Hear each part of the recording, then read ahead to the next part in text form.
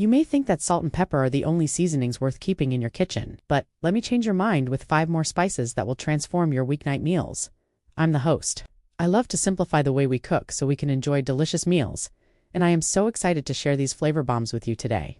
I have a confession to make. I don't season my food with salt and pepper very often. Instead, I reach for a handful of spices that add far more flavor than those 2 seasonings ever did. And the best part is that they're easy to use. They're affordable and they last forever. I mean, check out my collection. Look at that. Spices are such an easy way to add incredible flavor to your weeknight meals. You probably already have some of these in your cupboard, and if not, I'll show you how to use them so you can start adding them to your shopping list. The first one is sumac. You may have seen this bright red spice in a Middle Eastern restaurant before. It's often served on top of rice or sprinkled over salads or veggies. Sumac has a really unique flavor that's hard to place, kind of like a tart red wine with a hint of lemon. It's great on chicken or fish too.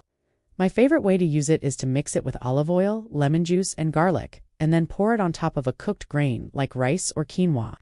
If you want to get fancy, you could serve it warm with some crusty bread for dipping. It's also wonderful sprinkled over a salad for some extra zing. Just be careful not to get it on your clothes, because the red dye can be a little bit hard to get out. Next up is smoked paprika.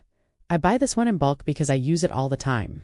Smoked paprika has a rich, toasty flavor with a hint of smokiness, of course. It's great on pretty much everything, but I love adding it to deviled eggs. You could use regular paprika for this, but trust me, the smokiness of the smoked paprika just takes it to a whole nother level. Another place I like to use it is in a tomato-based sauce. It adds a lot of flavor without a ton of heat. Speaking of heat, the next spice has a kick: cumin. This one's been used for centuries, and for good reason. It has an earthy flavor with a hint of citrus and a little bit of heat. I like to add it to ground meat dishes like tacos or chili, but it's also great in stews and curries. For a really easy weeknight meal, try sprinkling some cumin on top of roasted sweet potatoes and broccoli. Toss it with some olive oil and enjoy.